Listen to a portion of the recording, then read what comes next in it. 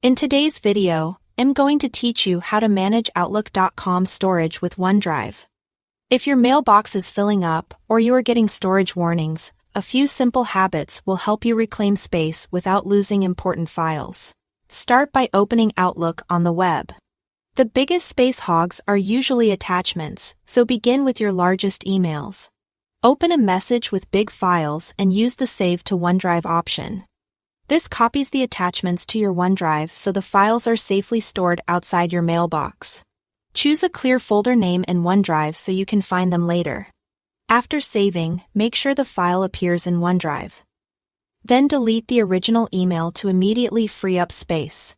If you prefer to keep the message itself, you can remove just the attachment, but deleting the whole message frees the most space.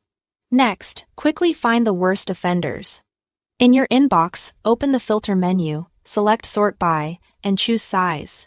This bubbles the largest emails to the top so you can work through them efficiently. For any you need to keep, download or save the attachments to OneDrive first. Then delete the messages.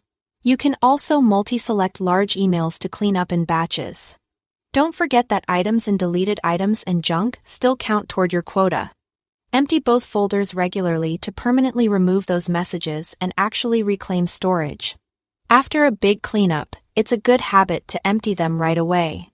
To automate ongoing cleanup, use Sweep.